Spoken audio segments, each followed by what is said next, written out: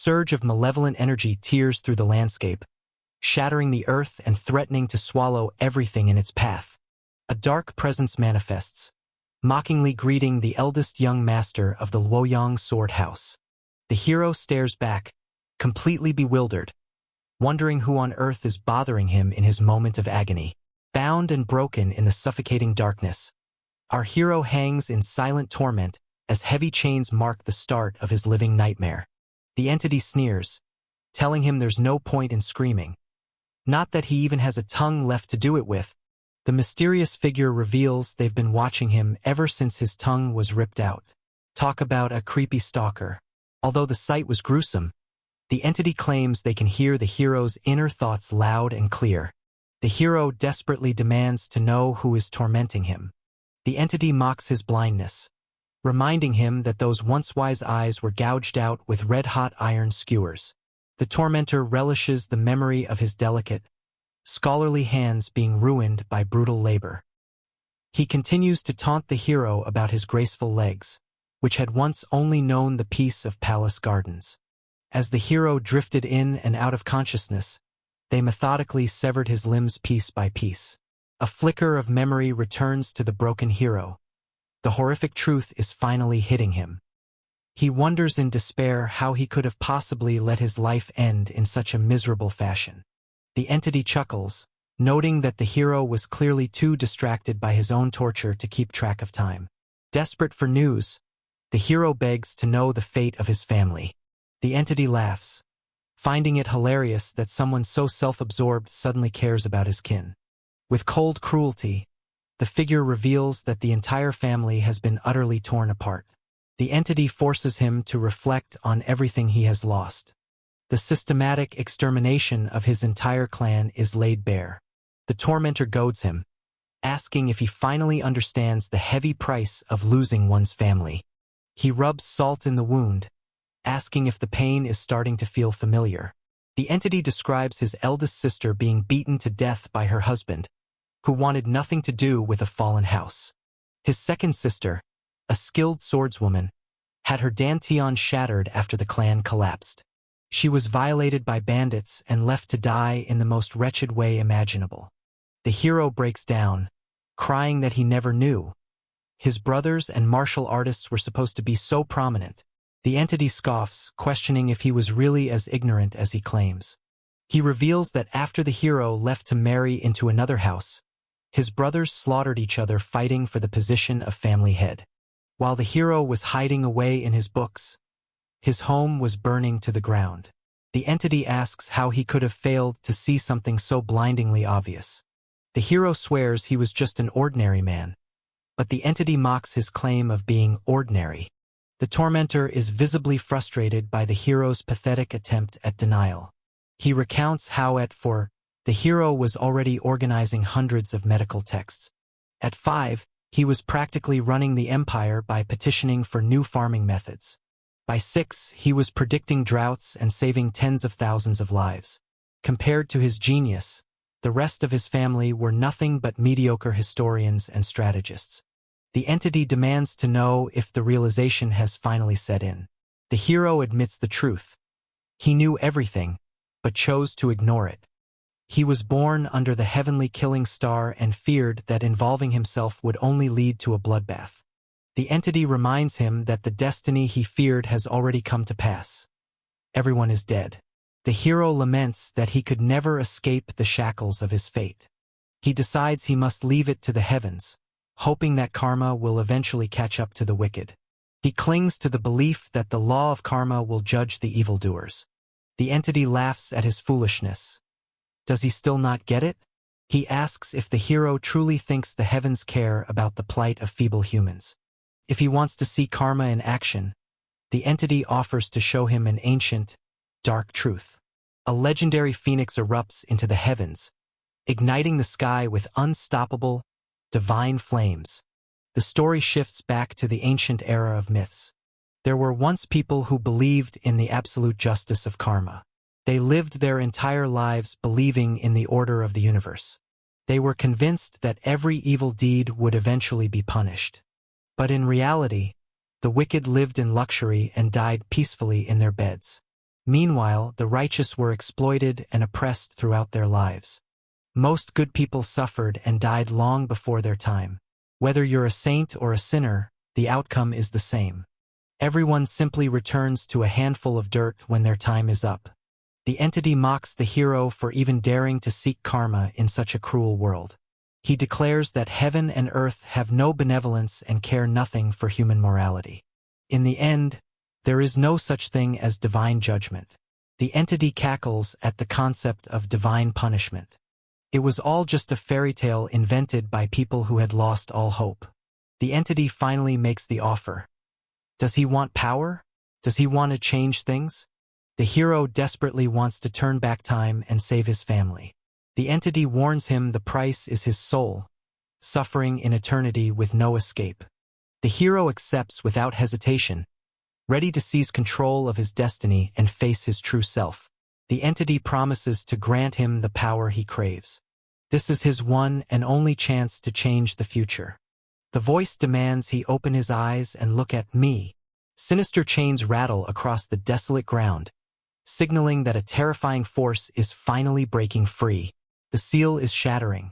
This scripture is bound in the skin of one who cursed mankind, written in the blood of one who cursed the heavens and stitched with the sinews of one who cursed the earth. Their goals may differ, but their path is now one and the same. By forming this pact, the hero is granted a second lease on life. The hero fully commits, entrusting his very soul to the darkness. The entity welcomes him, addressing him as the fated one. The scripture is finally named. The sutra of vanquishing darkness and rending the heavens is unleashed. It replaces the indifferent heavens and their broken promises of karma. He is finally given the power to judge the wicked himself. He can finally turn back the clock and save everyone he lost. With his resolve and their power, nothing is impossible anymore. From this day forward, he will embrace the shadows.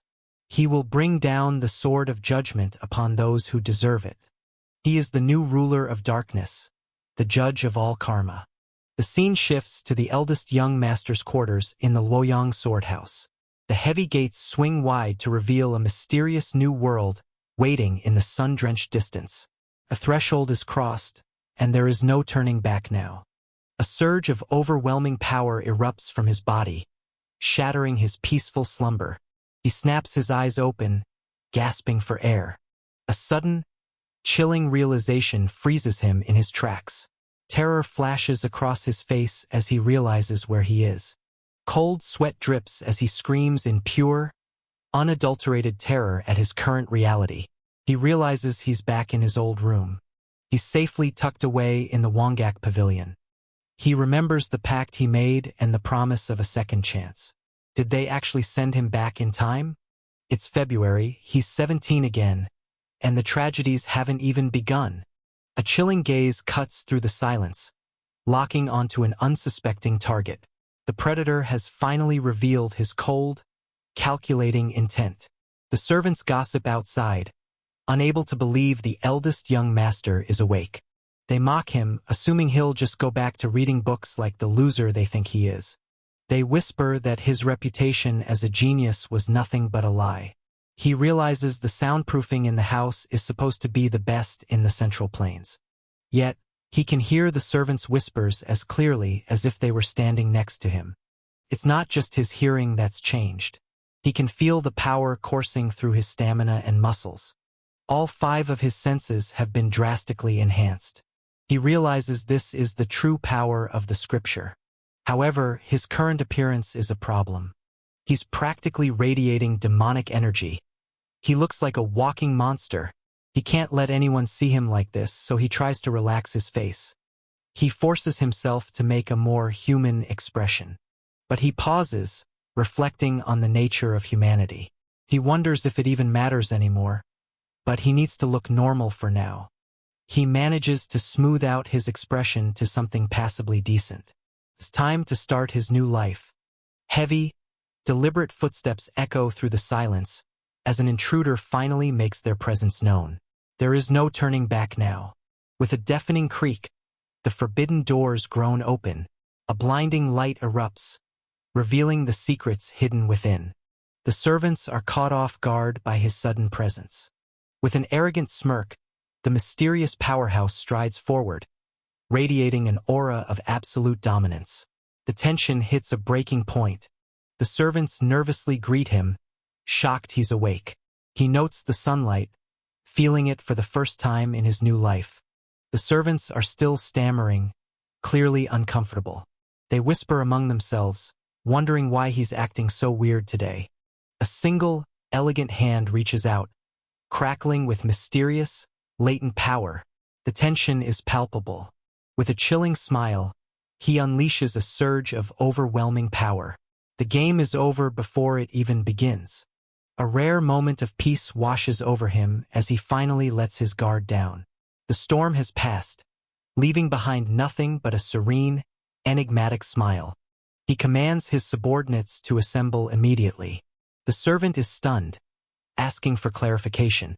The atmosphere turns icy as everyone waits for the storm to break. The subordinates are annoyed at being woken up, muttering about the swordless one and how pathetic he looks. They wonder why he's acting so bossy all of a sudden. He asks the room if everyone has finally arrived. A chilling gaze pierces through the silence. He moves with lethal, calculated grace. He tells them they are no longer needed at the pavilion, leaving them completely shocked. He orders them to report to the chief steward for reassignment immediately. The servants panic, fearing how this will look to the rest of the house. They refuse to accept his command, thinking they can walk all over him. Consumed by an uncontrollable bloodlust, every fiber of his being screams for absolute destruction. He thinks back to his past life, where he foolishly hoped goodwill would be returned. Pure, unadulterated rage consumes the servants as they realize he's serious. He realizes his previous sincerity was just weakness in their eyes. A cold, sinister smirk spreads across his face as he hides his twisted amusement behind his hand. The trap is set. The trap is set and the villains can't hide their sinister glee. Their twisted laughter echoes as they watch their plan unfold. A twisted grin spreads across his face as he descends into pure, unhinged madness. There is no turning back now. The slaughter has only just begun. He singles out one of the servants. The servant trembles, answering the young master. He confirms his identity as the eldest young master of the Luoyang sword house. A chilling, predatory grin stretches across their face. The hunt is officially on. He accuses them of insubordination. He reminds them that the punishment for insubordination depends on the severity. A single, lethal strike seals his fate. Blood paints the air as he falls to his inevitable end. If you're enjoying this recap, smash that like button and subscribe for more. The servants are trembling in their boots, begging the eldest young master to spare their pathetic lives.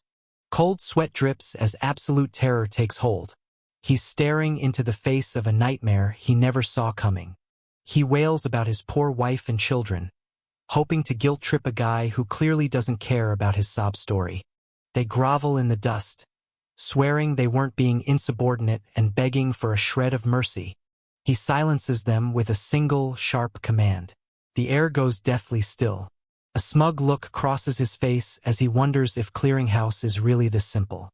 With a flick of his wrist, he's effectively purged the unwanted spies from his territory. A chilling, calculated smirk spreads across their face. The predator has finally caught their prey. With a calm gaze and effortless grace, he strides past his defeated foes. Their total submission is the only proof he needs of his absolute dominance. He kicks them out with a cold, dismissive order to get lost and never look back. They scramble away like cowards, thanking him for their lives as they scurry toward the chief steward's office. He demands that the chief steward hand over a single child to serve as his new personal attendant. Power move. Anyone? They bolt for the exit, terrified that he might change his mind and turn them into compost. A dark, philosophical realization washes over him. Things are getting weird. Even though the sun is warm, he feels like it has completely forsaken him, leaving him in a cold, lonely void. He vows to breathe in the darkness and wield the sword of judgment against all who stand in his way. He's ready to punish the very karma of this world. Talk about an ambitious to-do list. He claims his mantle as the Venerable One of Darkness, and honestly, the title fits him like a glove. A frantic messenger arrives, claiming he has an urgent matter that simply cannot wait. He breathlessly reports that the eldest young master has wiped the Wongak pavilion clean of every single spy. The tension spikes as a mysterious hand grips the table, silencing the room. Fear radiates from the bowing disciples as the atmosphere turns deathly cold. A terrifying squad of shadow assassins emerges from the darkness, their glowing red eyes burning with lethal intent. Nowhere is safe when these faceless killers come for your head. A voice seethes with pure rage. How dare that worthless bug defy them?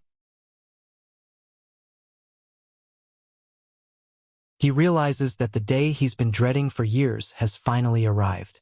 He knew it was coming, but he still feels like he's been punched in the gut. For 10 years, the kid didn't care about anything, and now he's firing everyone? This is a total disaster. He still can't shake the memory of the boy standing there, sword in hand, looking like a completely different person. With a flash of dark energy, he lunges forward with unstoppable, bone-crushing force. The battleground shatters as he unleashes a strike that defies all mercy. His eyes widen in disbelief. How on earth is such power even possible? That stance. Is that actually the form of a legendary swordmaster? A cold, calculated gaze meets the weight of a divine presence. The master prepares to unleash his hidden power.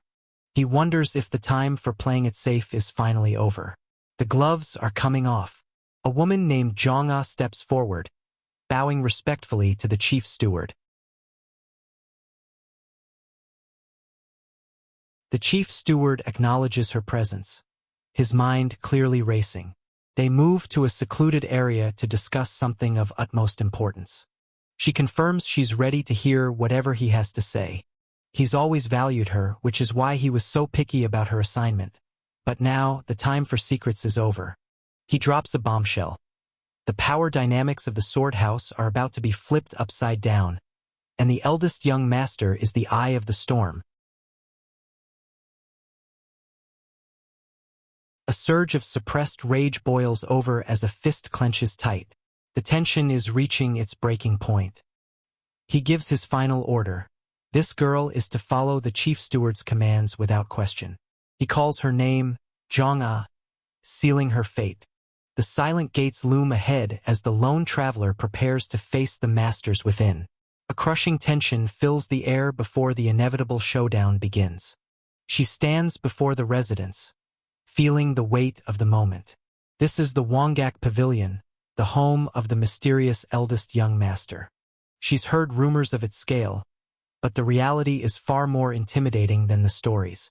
She remembers the old saying, "A gate tells you everything about a family's strength." This place is definitely hiding something.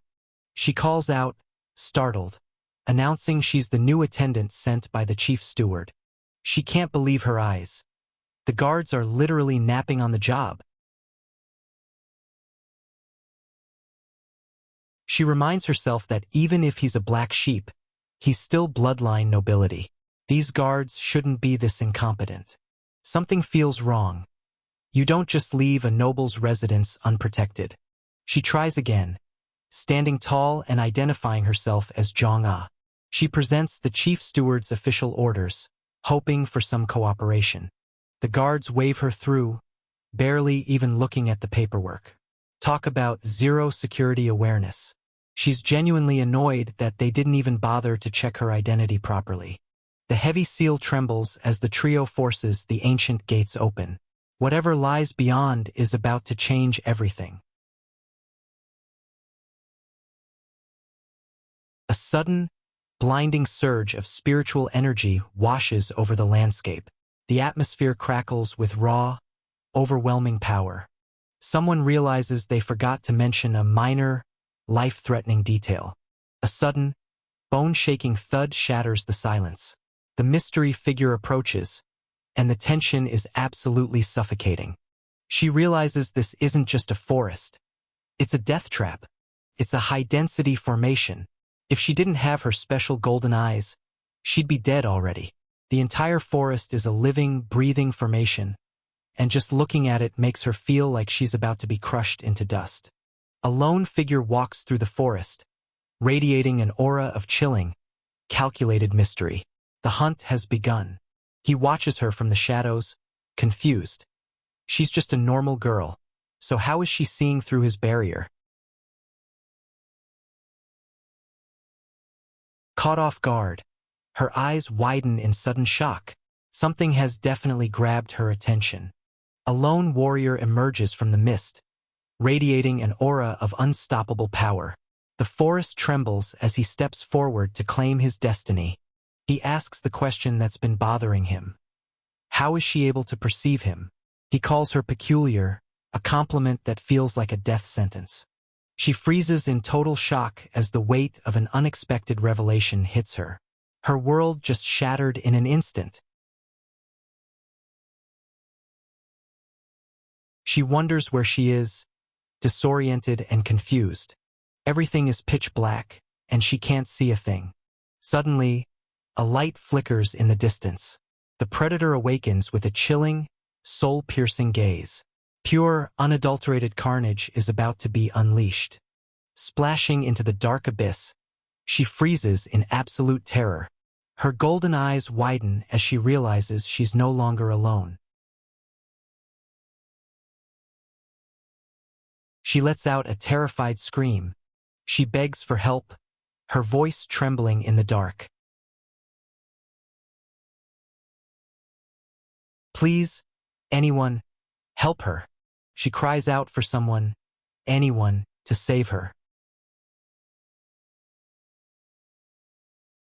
In a heart-stopping moment, he sweeps her into a protective embrace as the world shatters around them.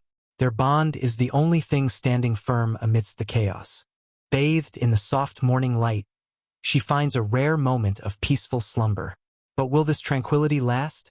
Or is a storm brewing on the horizon? She wakes up, dazed and wondering where she is. She takes in her surroundings. It's modest, but it has an undeniable air of elegance. Everything is quiet, almost too quiet. She tries to piece together how she ended up here. The room is filled with strange artifacts. Eyes wide with shock, she uncovers a secret that changes everything.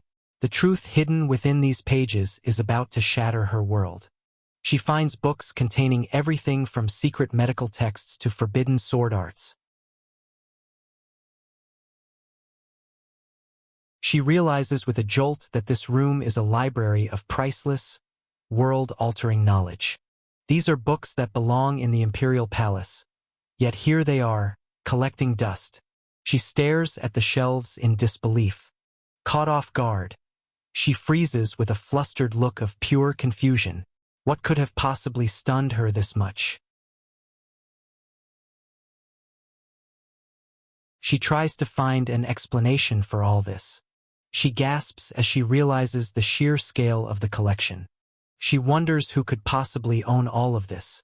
Even though it's winter outside, the room feels like a warm spring day. A voice calls out, asking if she slept well and telling her to come down. It's the eldest young master himself. She replies with a nervous yes. He asks her to confirm her name. Jong'a, right? He remembers her being surprisingly heavy when he carried her. Rude. She stammers an excuse, clearly flustered. He insists she fell into his arms, and she pretends she has absolutely no memory of it. Nice try, lady. He says he found her collapsed on a walk and that she was lucky he found her when he did. She swears she will never forget his grace and vows to dedicate her entire life to serving him. He cuts her off, wondering if the chief steward is still trying to boss him around through her. He tells her to take back that vow of servitude. A sudden, chilling realization freezes her in her tracks. Her eyes widen as the truth hits like a lightning bolt. She apologizes profusely, even offering to die if it'll make him happy. Talk about an overreaction. He sighs, annoyed that he saved her just for her to ask for death. She insists on paying her debt of gratitude, her eyes shining with golden light, while he realizes she's that woman from his past life. They never met directly in his previous life, but the connection is undeniable. He thinks to himself that their fates are tragically intertwined. He calls her the golden-eyed witch, and she has no idea what he's talking about. He asks if she knows how to cook. A kitchen test? Really? The campfire crackles with intensity as the flames roar to life. The heat rises, signaling a night of mystery and tension. She's still obsessing over fainting on that forest path. She's certain she saw something back there. Was it just a nightmare? She hopes so, but she's not so sure. She tells herself to pull it together and focus on the food. She's shocked that he managed to throw her off balance so easily. She's usually the calm one. She wonders if this guy is really the swordless one everyone talks about. He asks if they're having meatballs, which she finds incredibly random given the circumstances. She wonders why he's so focused on the menu. He tells her he's hungry and to hurry up. He compliments her on the speed of her cooking. He tells her not to just stand there and to take a seat. She refuses, insisting she'll eat after he's finished. He tells her to sit down. He warns her not to make him say it twice. He pushes a plate toward her, insisting she try some. He keeps piling food on her plate. He demands she eat. She finally gives in with a soft yes. She starts to eat, nervous but obedient. He tries a bite himself. He's genuinely impressed by her cooking skills, simple yet delicious. He demands another bowl. He keeps asking for more, clearly enjoying himself. He wants even more. Is this guy a bottomless pit?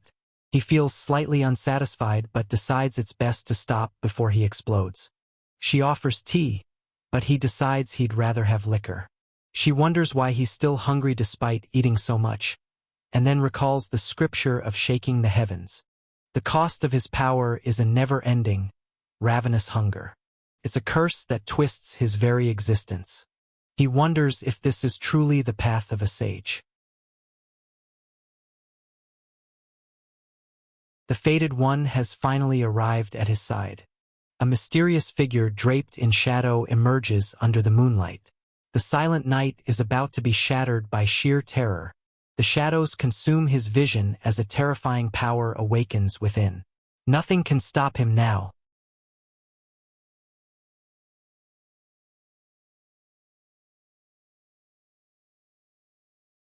A sinister grin spreads across his face as he unleashes a terrifying, swirling storm of dark energy. The battlefield trembles before his overwhelming power. The scene shifts to a bustling inn in Luoyang. A man is told the inn is full, but he refuses to take no for an answer, pointing at an empty seat. He marches in despite the staff's protests. Talk about an entitled customer. If you're enjoying this recap, smash that like button and subscribe for more. He pauses, eyes narrowing at the sudden, chilling shift in the atmosphere. Pure, unadulterated terror washes over his face as the unthinkable happens. The color drains away, leaving only the chilling realization that he is completely outmatched. A monstrous maw snaps shut with lethal intent, but just in the nick of time, a desperate hand lunges to stop the carnage. Driven by raw, primal desperation, he tears into the flesh with a savage hunger. There's no turning back now as he consumes the forbidden power. He barks a single, cold command, "Enough!" But the hunger is insatiable. He growls that the current portion simply isn't enough to satisfy his void. Panic erupts as they realize the truth. This isn't a man, but a ravenous, hungry ghost from the depths of hell. The air is thick with screams as they scramble to escape the apparition that has manifested before them. He shakes his head, still unsatisfied. This isn't the real deal, he's still starving. An overwhelming, suffocating aura erupts as the mysterious figure stands their ground. The air itself begins to warp under the sheer weight of this terrifying power.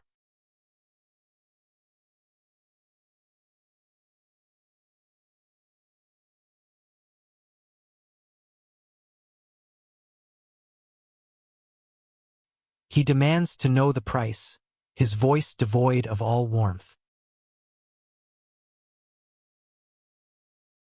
With a flick of his wrist, he decides this payment will suffice for now. They stammer their thanks, terrified and confused. Is he actually a ghost? Someone whispers to throw salt once he's gone, just to be safe. He mutters to himself, finding the entire situation bizarre and unsettling. Even after gorging himself, the void in his stomach remains. This hunger is truly a curse. He questions his own sanity. Has he truly transformed into a hungry ghost from the deepest pits of hell? He stops dead in his tracks. A faint, unmistakable scent drifts toward him, catching his undivided attention. His eyes light up with predatory focus as he tracks the source. He lets out a low, unsettling laugh. It's the scent of a delicious feast. Violent impacts shatter the silence of the night. A brutal, unseen assault tears through the marketplace. The numbers flash. The debt is mounting, and these guys are about to learn a very painful lesson. The Black Bone sect enforcers demand to know who dares to try and cheat them. Do they look like a joke to you? The victim screams, calling them filthy leeches for demanding 10 times the principal in interest. A sickening thud echoes as a brutal strike lands. The leader snaps, ordering his men to just grab the guy's identity plaque and get out of there. He muses on how wonderful the world is, provided you have the right leverage. The victim begs for his own life, pleading for his family to be spared from this madness. The collector sneers, mocking the victim for not paying on time and questioning if he's even worth selling. Greed glimmers in his eyes as he decides the victim's children might fetch a better price. Or perhaps he'll just keep them for himself. The collector freezes. Is that whistling? He bellows into the darkness, demanding to know which bastard is making that sound. He loses his temper completely, screaming for the coward to show themselves right now. A cold, commanding voice cuts through the chaos. Everyone, shut up. The order echoes with such authority that the thugs are frozen in their tracks. They realize they're dealing with a true expert. The leader trembles, asking what kind of master they are dealing with and if they have business with their sect. A lethal trio of elite assassins locks into formation, radiating pure killing intent. The air turns frigid as they prepare to strike with deadly precision. They try to maintain their composure, politely asking the stranger to reveal their identity if they have business here. The atmosphere shatters as he steps forward, radiating a terrifying, suffocating aura. Doom has arrived, and there's nowhere left to hide. An overwhelming aura of malice radiates from the shadows as the master confronts his trembling prey. Terror freezes the warrior in his tracks, realizing he is completely outmatched. He ignores the questions, sniffing the air. He found exactly what he was looking for. The target's eyes widen in sheer terror as a mysterious blur strikes from the shadows. Before he can even react, the silent assailant is already closing in for the kill.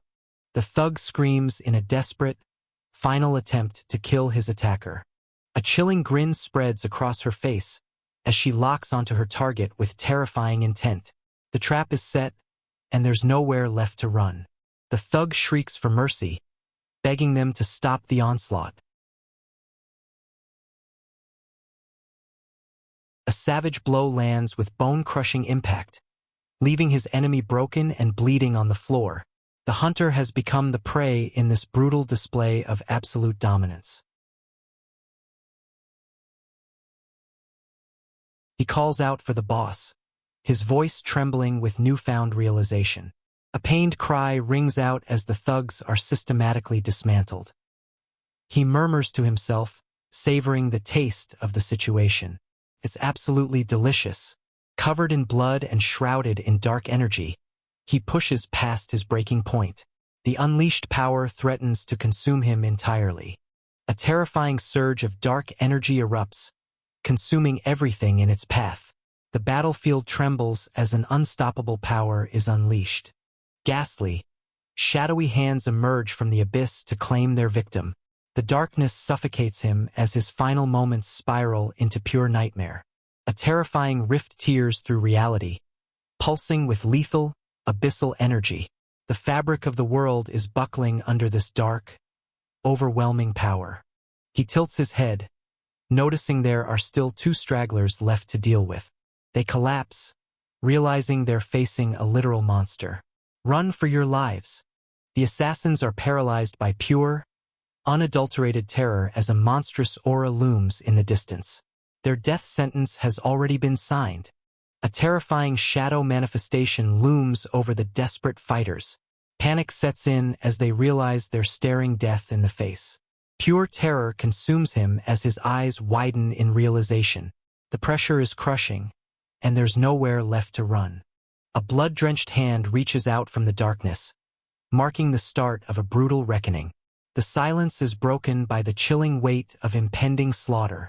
He gasps, praying that this is all just a terrible nightmare. A blood-drenched hand hits the ground with a thud as the target makes a desperate escape. The hunt just turned lethal. The world shatters under a wave of pure, unbridled rage. He unleashes a deafening roar as the very air around him begins to crack. He screams into the void, begging to know if anyone is there to help him. He questions the monster, asking why them when there are so many other bad guys in the world. The monster has finally snapped, unleashing a terrifying aura that spells certain doom. Fear grips the air as he looms over his prey with a bloodthirsty, unhinged grin.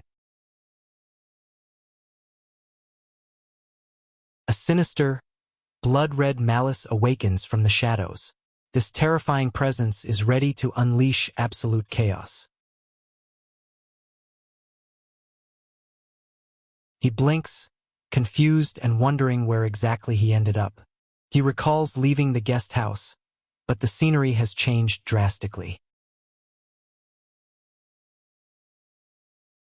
The silence of the cavern shatters as the ancient coffins begin to rattle with a terrifying, restless energy. Something wicked is waking up from its eternal slumber. He surveys the surroundings. Is he in an underground tomb? A terrifying, hollow-eyed monstrosity lunges from the darkness to claim its next victim. Death itself has arrived, and it's hungry for blood. He remarks that these things look lively enough to jump up and attack at the worst possible moment. He wonders aloud about their origins. The old man croaks, claiming that his composure proves he is the fated one of the scripture of shaking the heavens.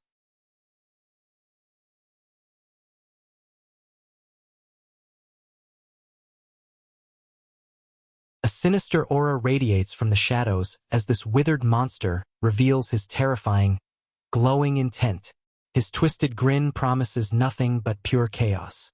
He quips that the old man's voice sounds like there's mold growing in his throat. He adds that with such terrible oral hygiene, it's no wonder the old man has lost all his teeth.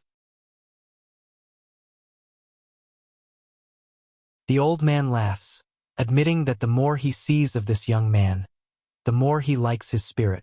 The demonic artifact has finally found its true master, he declares. The old man cackles with twisted glee. He admits he's never encountered anyone quite like this before. He challenges the boy, asking what he actually knows about the scripture to be talking so boldly. The boy explains it's an ancient demonic artifact powerful enough to distort time and send someone back to the past. He continues, describing the scripture as being woven from the literal skin, blood, and sinew of 3 immortals. He admits that's the extent of his knowledge and asks the old man to impart his teachings. The old man notes that fated ones usually react in one of 2 ways. Either they are arrogant, believing they only lack raw power, or they are so insane that a rational conversation is an impossible dream. He observes that this boy is different. His tone has even shifted from bastard to a respectful you. The old man confesses that even he doesn't fully grasp the true nature of the scripture. He recounts the legend of immortals driven mad by rage, flaying themselves to create this cursed item. The boy asks why such a thing would be done. The old man reveals the truth. He himself is also an immortal. The ancient terror awakens, eyes burning with a malevolent, crimson hunger. Death itself has stepped into the light.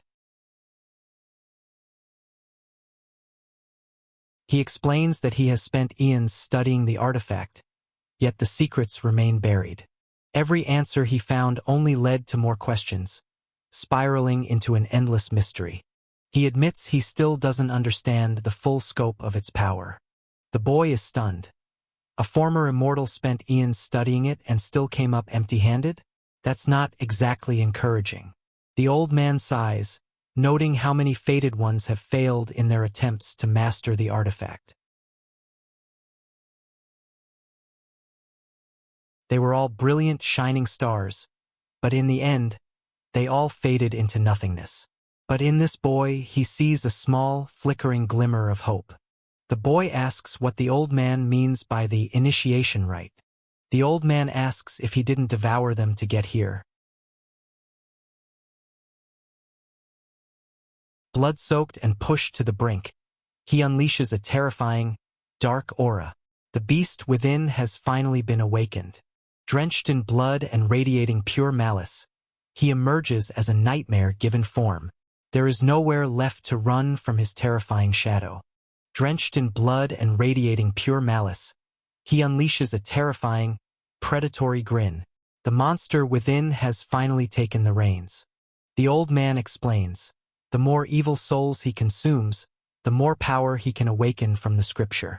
A surge of dark energy ignites the void, signaling the arrival of a terrifying power. The silence is shattered as a mysterious, glowing menace prepares to strike. The boy realizes he no longer feels the pangs of hunger, but feels a strange sense of fullness instead. The old man confirms this is the first and final demand the scripture makes of its master. The boy questions the purpose. Isn't this supposed to be a heaven-defying scripture meant to consume the darkness of the world? He wonders if consuming means something far more than just the physical act. The old man confirms that the hungry ghosts will assist his meals within the domain he creates.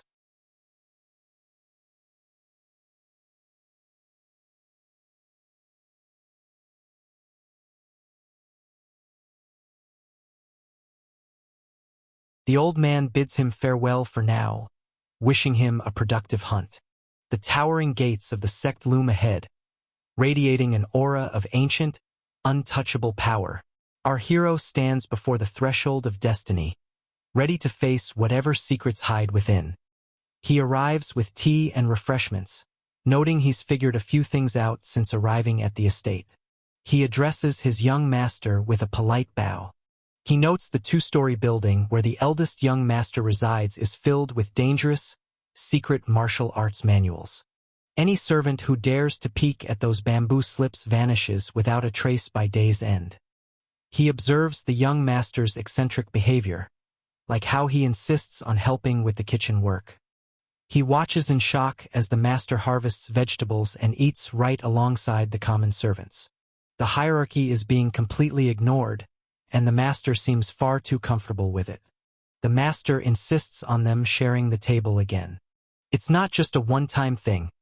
It's the new standard starting today. The servant protests, claiming it's improper, but the master just tells her to eat. And there's a third thing she's noticed. He clearly has absolutely no romantic interest in her. It's confusing. She was known as the ice flower, used to men clamoring for her attention, but this master treats her like a normal person. She wonders if choosing to serve the eldest young master was actually the right move for her survival. She rushes in, claiming there is an urgent matter they must discuss. Someone scolds her for being disrespectful while the master is eating. She ignores them, explaining that a guest has arrived with demands.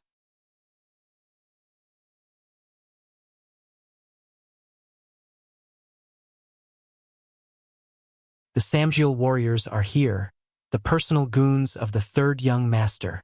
They've come specifically to drag the attendant away. The competition between the brothers is heating up, and it looks like the attendant has become the prize. She explains that she told them off, questioning their right to order the eldest young master's staff around.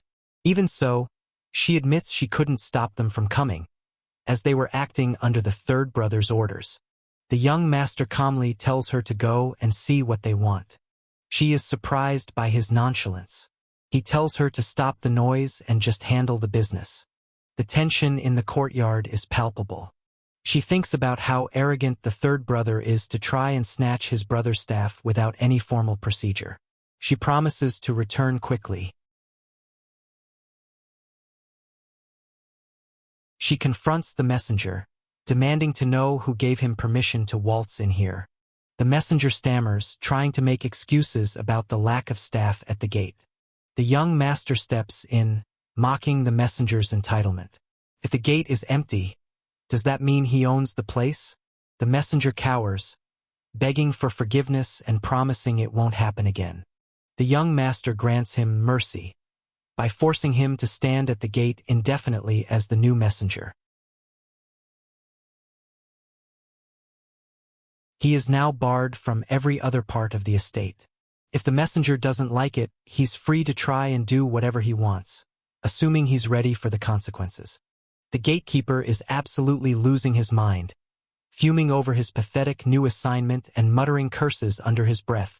He sneers at her, asking why she's still looming over him like a bad omen. She isn't having any of it, calling him out for his terrible manners toward a guest who traveled so far.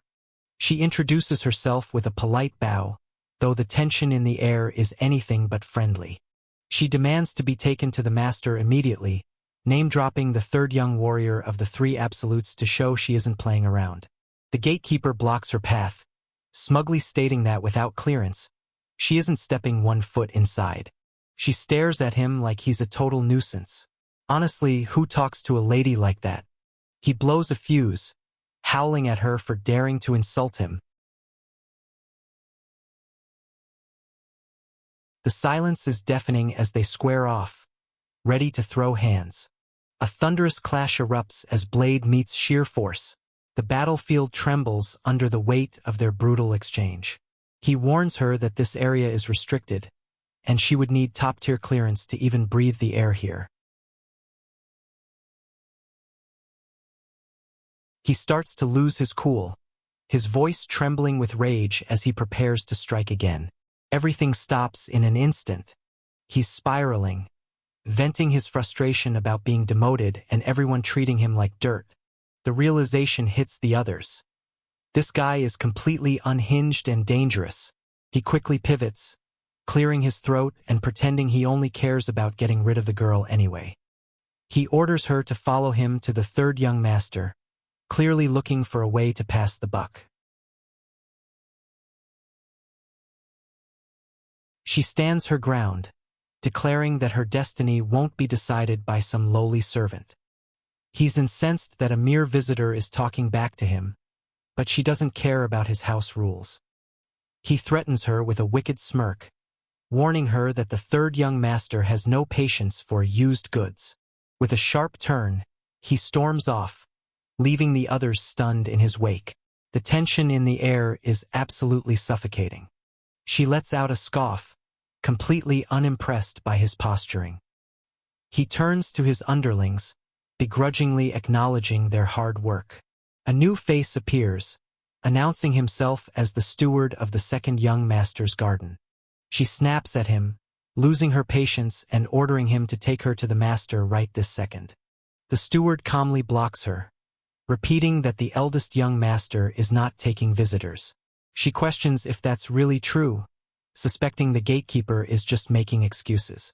The steward remains unmoved, suggesting she leave the letter with a maid and get lost. She realizes she's hit a dead end. She insists the letter be delivered, pointing out that the eldest young master never actually banned visitors. The steward admits there was no direct order, but warns her that his intuition says she's nothing but trouble. He softens slightly, admitting he's only warning her because she reminds him of his daughter. She probes further, asking why the master hasn't turned them away if he truly dislikes visitors. She decides to cut her losses and leaves, trusting the letter will find its way. She reflects on her time at the Luoyang Sword House and all the people who have helped her along the way.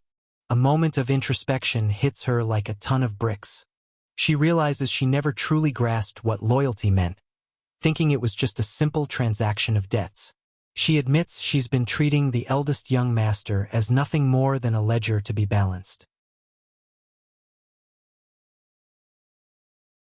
With a flick of his wrist, the master unleashes a sudden, commanding force. Nothing escapes his reach when he decides to strike. She gasps in shock as the master suddenly stands before her, his presence overwhelming. She stammers about the letter from the second young master, but he's already one step ahead. He brushes off the letter, suspecting it only concerns his current location. She asks if he's really not going to read it, worried about the contents. He retorts that if it were truly important, the sender would have delivered it himself.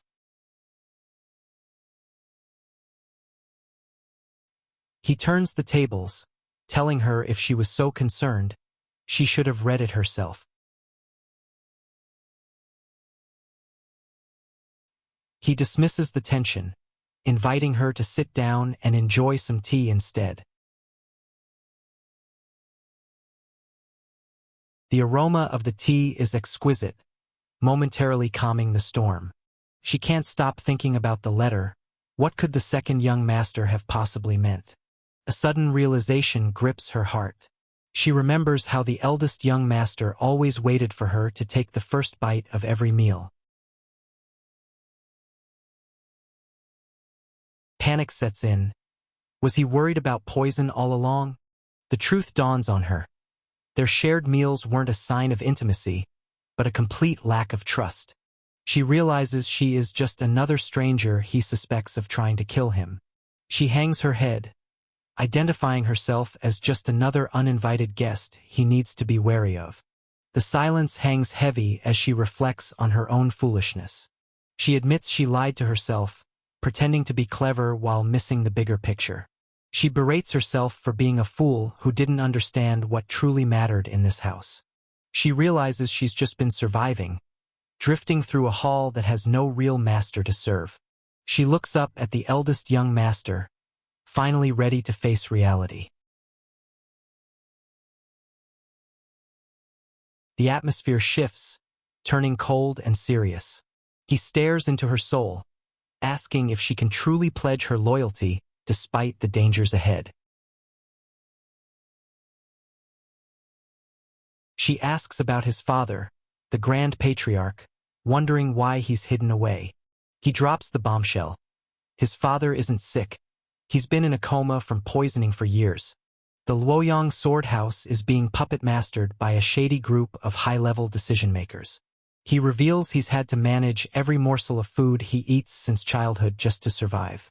She is left speechless, unable to even comprehend the level of paranoia required to live like this.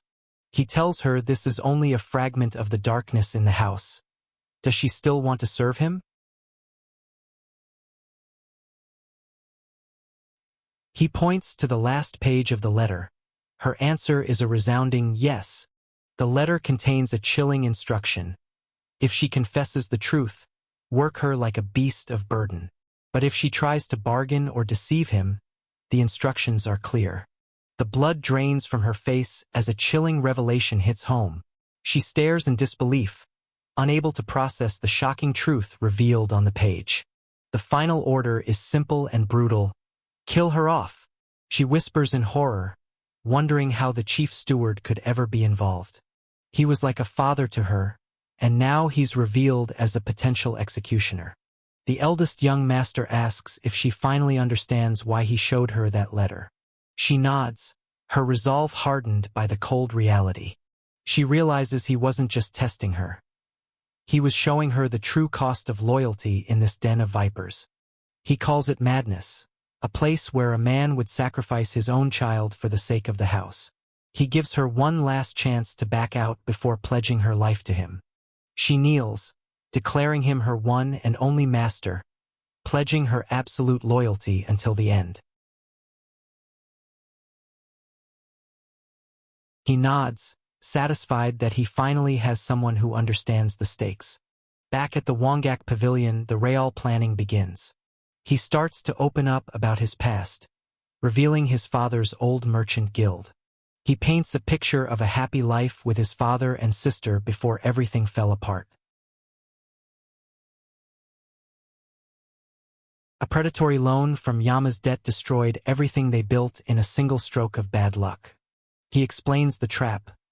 Low interest rates to lure you in, then the crushing reality. It's a vicious scheme designed to bleed families dry until they owe 10 times the original amount. His sister's talent couldn't save them, and eventually, the debt forced them to be sold off. He questions her about her sister. Was she really that capable even at a young age?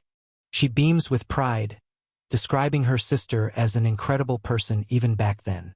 Her sister has clawed her way up to become a reputable information broker in Luoyang. He hums, intrigued by the potential utility of an information broker. She reveals her sister found the person responsible for their family's ruin. She remembers the face of the bastard called Jumjil, greasy, sweaty, and bloated. The name doesn't sound real, but it's the only identity that Monster has. She confirms her loyalty with a sharp, obedient nod. He decides it's time for a field trip. Tomorrow, they're going to find her sister. Her eyes widen. She can't believe he's actually doing this for her. He grants her half a day to catch up and reconnect with her long-lost family. She stands at attention, telling him she's ready to move. He looks her over with a critical eye, clearly unimpressed. She falters, asking if something is wrong with her appearance. He turns his gaze to the gatekeeper, barking out a command.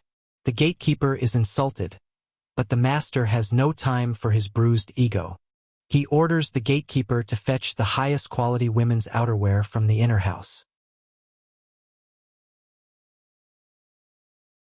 The gatekeeper looks like he's about to explode from the indignity. The master threatens him. If he doesn't run, he'll be demoted to a dung carrier. The gatekeeper's attitude shifts from arrogant to terrified in a heartbeat. He bolts with unnatural speed. That's the fastest anyone has ever moved in this house. The gatekeeper seethes internally, fuming that he's forced to obey someone he considers a lazy, spoiled brat. He's counting the seconds until he can leave this place for good. He returns, empty-handed, claiming the staff refused to hand over the clothes. She tries to suggest they just leave, not wanting to cause any more trouble. He pauses, realizing he completely forgot about the key he needs. He reaches into his robes, pulling out something truly unexpected. The gatekeeper's jaw drops. It's the legendary sword under heaven. The master snaps him out of his trance, ordering him to hurry up and get the clothes. She stares at the object, dumbfounded by what she's seeing. It's the family head's official seal, the symbol of absolute power. The Sword House Golden Seal. How could he possibly have it in his possession? Since his father is incapacitated, he is the sole master of the house, and the seal belongs to him. It's a priceless relic, a gift from a past emperor that commands instant respect. Whoever holds this seal holds the life and death of everyone in the house in their hands. He casually tosses it around, mentioning he uses it for trivial things like buying paper and pens. What a flex! The seal glows with an ancient, intimidating aura. The inner house steward arrives, bowing deeply before the eldest young master. He points to the seal, noting how much easier things are when everyone just cooperates. The steward is all smiles now, and they prepare to head out. The stage is set for a high-stakes confrontation as the trio faces down a silent, imposing legion of disciples. Tension fills the hall. Who will break the silence first? She feels out of place, worried that she isn't dressed for her new position. He tells her to get used to it. From now on, she'll be by his side for much bigger things. She bows, her heart swelling with newfound purpose. Luoyang is the heartbeat of the continent, a bustling hub of trade and power. He suddenly spots something in the crowd and perks up. The locals are whispering, stunned by the beauty of the young lady walking with the master. The Luoyang sword house is the center of attention wherever they go. He mocks the idea of wandering around without a heavy escort of warriors. He's tired of being treated like a glorified messenger and errand boy for his own house. She's confused by his sudden attitude, asking if he's trying to ditch her as his escort. He tells her to stay focused on protecting the girl while he handles the rest. She isn't buying his act for a second. Wait, where did he go? He vanished into thin air. He's gone, and now the maid is left to deal with the chaos alone. She stays calm, trusting that the eldest young master is more than capable of handling himself. The escort panics, scrambling to find the master before something goes wrong. With a single, explosive leap, he defies gravity and vanishes into the rooftops. The hunt is on, and there's no turning back now. The escort is left gasping, unable to believe someone could move with such speed without leaving a trace. Just what is the true identity of this so-called lazy young master? The pressure rises as he steps into the light, radiating an aura of pure, unbridled power. A true master has arrived to claim the battlefield. If you're enjoying this recap, smash that like button and subscribe for more. He turns with a sharp gaze, simply saying, "You've arrived." The hero offers a weary invitation, ushering his guests into his modest, slightly dilapidated home. His guests stop dead in their tracks, their eyes widening at the sight before them. The realization hits them like a truck. Those black-boned sect bastards were already here, and they left a mess. Panic sets in as he frantically searches for his wife, his voice trembling with desperation. She rushes to his side, tears streaming down her face as she gasps at the sight of her husband's battered state. After a grueling battle, the broken warrior finally reunites with his loved ones in a heart-wrenching embrace. The tears flow freely as the weight of survival crashes down on them all. The emotional reunion is interrupted by a sudden, ominous presence. The thugs stare in absolute terror, realizing who just walked through the door. They scramble to beg for mercy, promising to pay back every cent of the interest if only he spares the old man's limbs. The children join the chorus of pleas, desperately praying for their father's life to be spared. The husband gestures toward the hero, calming his frantic family by introducing their savior. The thugs' jaws hit the floor. They just tried to shake down the wrong guy. They stammer out their gratitude, praying that a simple thank you is enough to keep them breathing.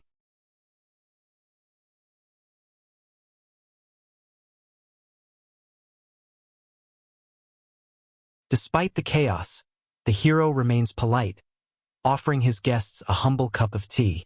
The visitor accepts the invitation with a curt nod, stepping into the home to see what this is all about. The bloodied veteran stares in disbelief as the cold, detached warrior turns his back on the carnage. A chilling silence hangs in the air as the true power disparity is laid bare. The host frets over the quality of his tea, worried the cheap leaves might offend his noble guest. The hero takes a sip and finds it surprisingly pleasant. Sometimes the simplest things hit the spot. When asked about repayment, the hero waves it off. He didn't save the man for a reward, he just wanted to spite the Blackbone sect. The host explains that the sect is a massive underworld syndicate run by the notorious Jumju, daughter of the cruel Jumjul. From loan sharking to gambling, they have their greedy fingers in every pie in the city. The hero hits the nail on the head. The gambling dens are just a trap to keep the poor drowning in debt. The host confirms it. They force borrowers to gamble so the debt spirals out of control, bypassing legal interest caps. The hero reveals a shocking secret. He and his father were the ones who originally wrote those laws to protect people. He pivots the conversation, demanding to know everything they know about Jumjil and Jumju. The family looks stumped. They're just small-time folk, not underworld informants. The hero nods, filing the information away. He's got what he needs for now. He finishes his tea and prepares to depart, his business here concluded. The family begs him to stay, desperate to know the name of their benefactor, but he brushes it off like it's nothing. They aren't about to let him leave without showing some form of appreciation. The hero pauses, considering their persistence. The cold silence is shattered as he strides past the wreckage of his defeated foes. With their masks left in ruins, the path ahead is finally clear. He decides to accept a token of their gratitude to settle the debt and be on his way. The family gasps. He's chosen the one item they considered cursed. The host admits he didn't even make the strange piece himself. It's unfinished, lacking even eye or nose holes. A bizarre, raw creation. The host explains it was his father's final work, crafted in his dying, senile moments, and he was planning to destroy it. The hero's interest is piqued. What could possibly drive a man to create such a thing? Was it just the ravings of a madman, or something much darker? He probes deeper. What happened to the father before he lost his mind?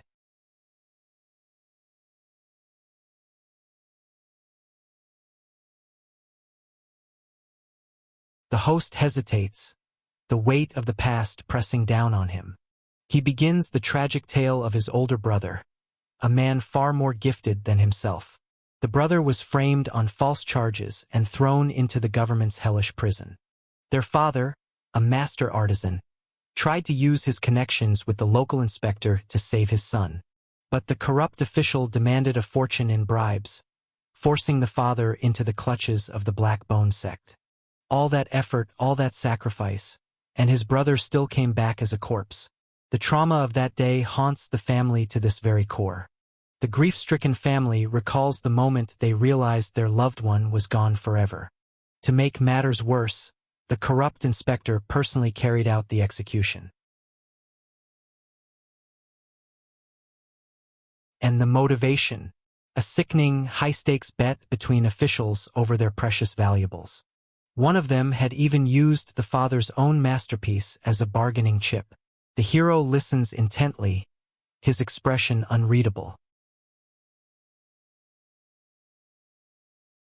When the father protested the injustice, the inspector framed the brother, eventually destroying the family's livelihood. The father screamed for justice, invoking the heavens, but the corrupt officials just laughed at his misery. They fabricated even more lies to silence him, claiming he had offended their honor. To ensure he never created another masterpiece, they crushed the artisan's hands. A grim arrival stops them cold as he enters carrying a lifeless body. The silence is shattered by the chilling weight of his burden. After that, the father hid away in his workshop, leaving his son to find his broken body only after he had passed away. The host asks the hero if he finally understands the meaning behind the mask. Even the son is baffled by his father's final, bizarre creation. The hero looks at the mask, finally seeing the tragedy etched into the wood.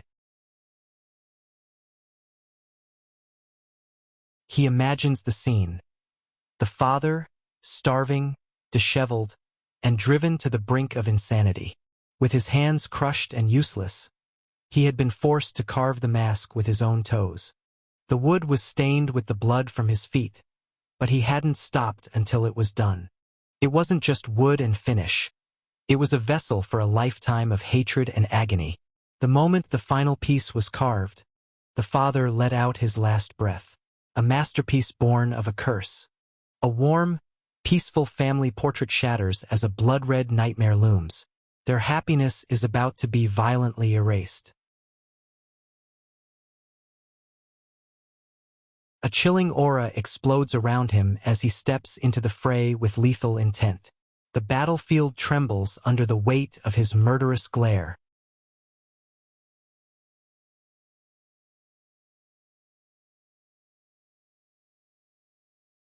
The hero realizes the truth.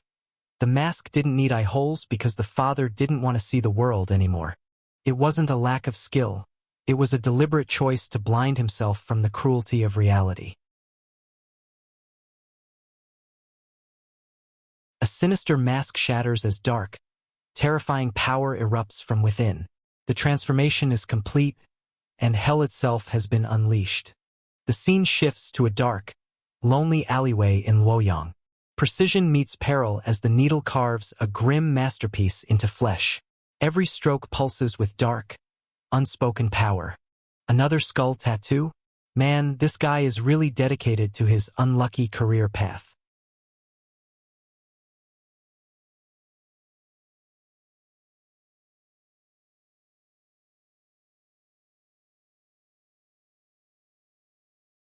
The beast awakens. Surrounded by enemies, the blind warrior prepares to unleash absolute carnage. He lets out a manic cackle. He's been waiting for this exact moment.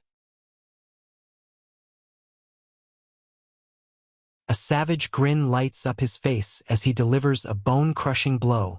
The battlefield trembles under the weight of his raw, unbridled fury. The thug is sent flying before he even knows what hit him.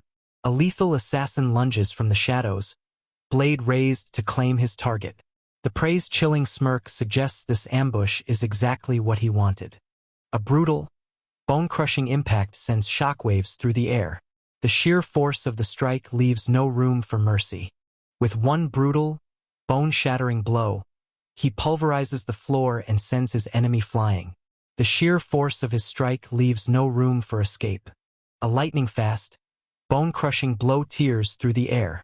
The enemy doesn't stand a chance against this overwhelming display of pure power. With a thunderous strike, he lunges into the fray. No time to waste. The action starts now. The shadow assassin lunges with lethal intent, but the hulking monster isn't even fazed. A brutal clash of power is about to tear this battlefield apart. The warrior unleashes a bone-shattering punch, drowning his opponent in a wave of pure, red-hot fury. One strike is all it takes to send his enemy flying.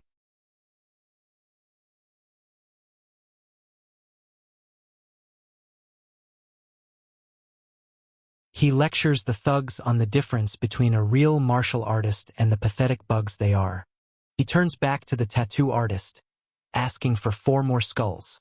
Someone is really racking up the body count today. The tattoo artist compliments his work. He's clearly a professional at being a menace. He admits he had a little fun while his partner was away. The partner asks what he's talking about. Apparently, some shop they shook down previously is still operating as if nothing happened. The underlings claimed they wiped out the whole family, but they might have missed a spot. The guy running it is just some pale, scrawny scholar.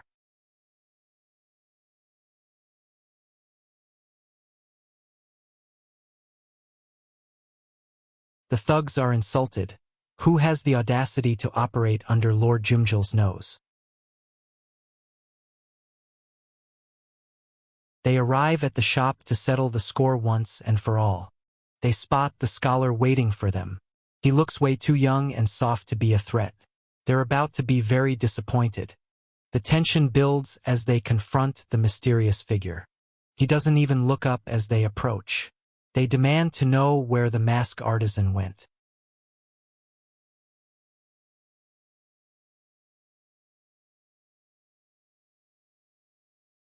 They shout at the kid, annoyed that he's ignoring his betters. The scholar finally turns, his eyes cold as ice. He stares right through them. He asks them a bizarre, cryptic question about the face of Guan Yin. They have no clue what he's talking about, and frankly, they don't care. The scholar sighs. Why bother discussing enlightenment with such mindless vermin? The thugs decide they've heard enough. It's time to beat the answers out of him. They're confident this will be over in one hit. They're confused. They thought they razed this place to the ground already. The shop is perfectly intact. Is it some kind of dark sorcery? They cautiously step inside, wondering if they're walking into a trap. A chilling, maniacal laughter erupts from the shadows, signaling that something truly terrifying has just been unleashed. The thugs realize too late that they've made a fatal mistake. One of them gasps as the air turns freezing cold. A sudden, violent pressure pins them in place. The warrior grits his teeth in pure agony as his armor is shattered. He's pushed to the absolute limit, but he won't go down without a fight. A sudden, violent blur tears through the air. Terror takes hold as something strikes with bone-chilling speed. Another thug gasps for air as he's lifted off the ground. They scramble, realizing they're completely out of their depth. It's too late to run. One of them screams as the shadows close in.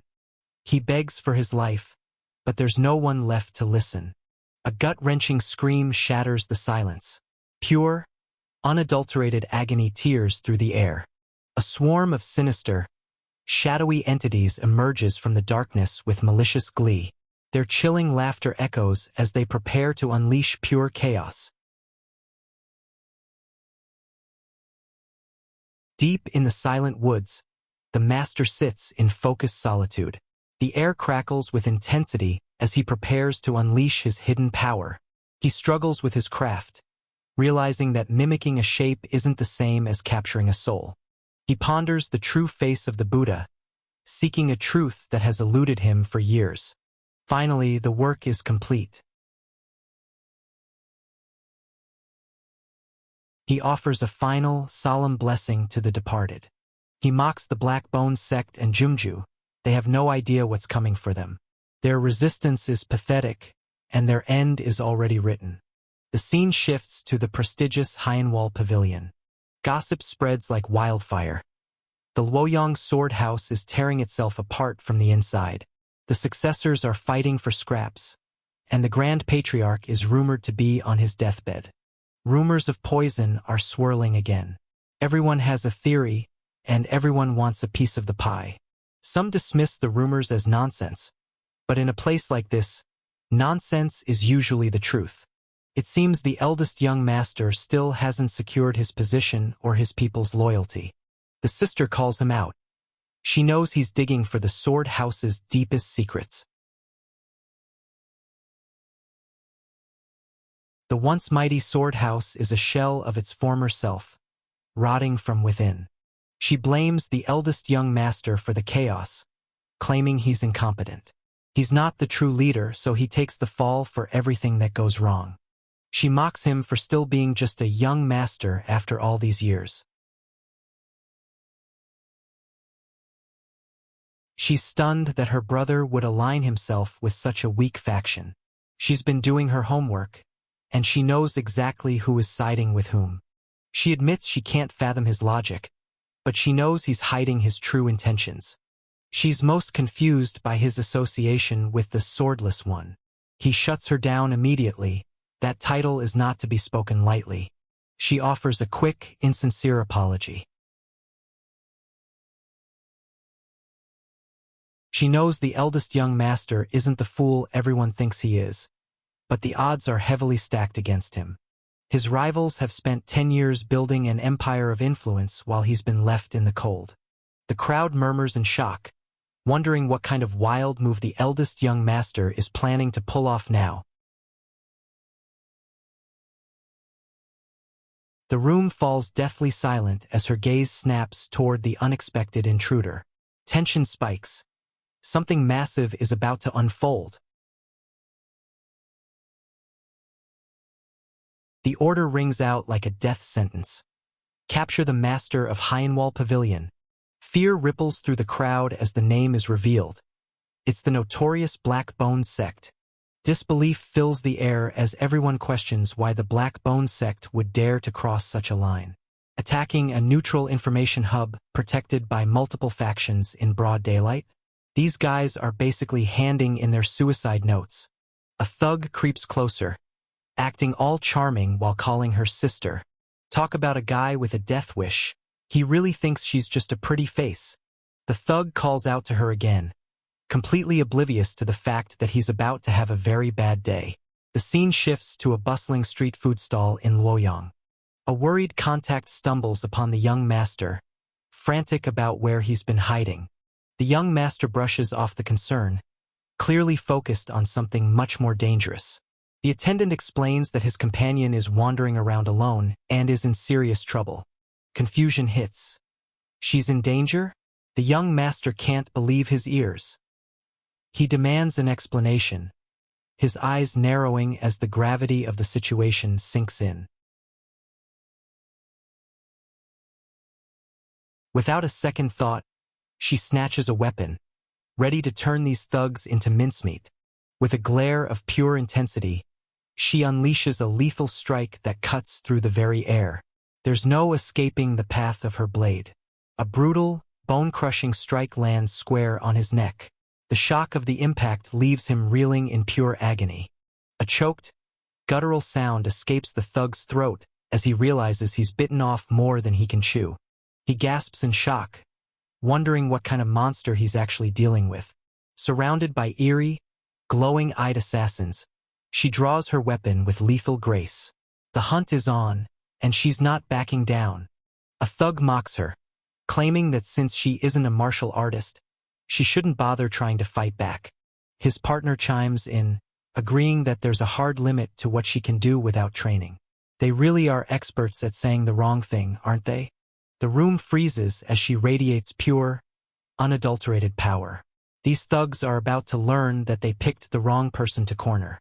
She shouts to her companion, her voice steady despite the overwhelming odds. She winces, taking a heavy blow and wondering exactly how much longer she needs to play defense. The plan is clear.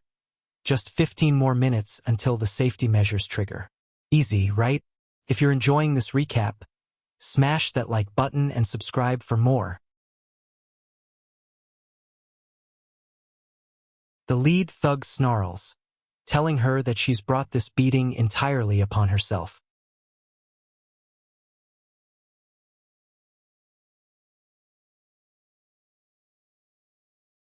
Her senses sharpen to a razor's edge. She can feel every breath and every shift in the air around her.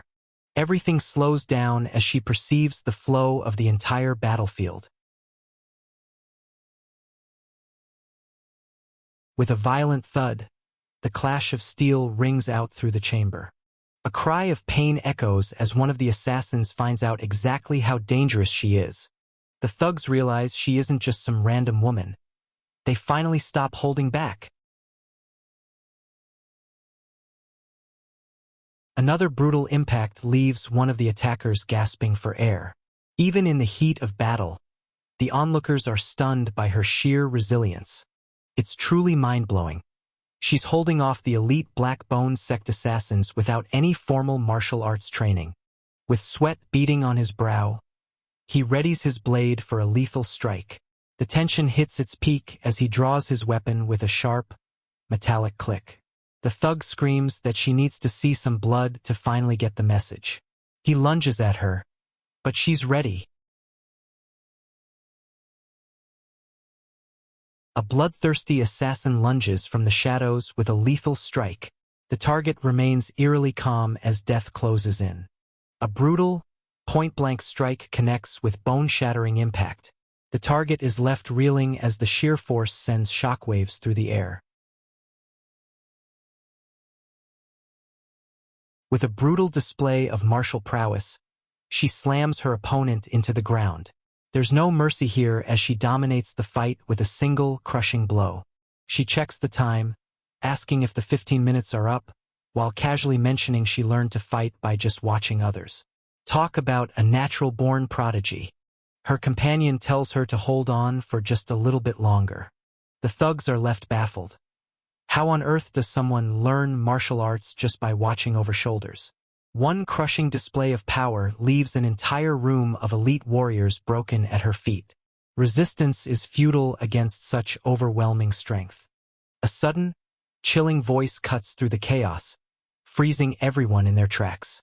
The newcomer mocks the fallen assassins, calling them pathetic excuses for elites. He sighs, complaining that the hospitality here is absolutely terrible. This guy clearly has no sense of decorum.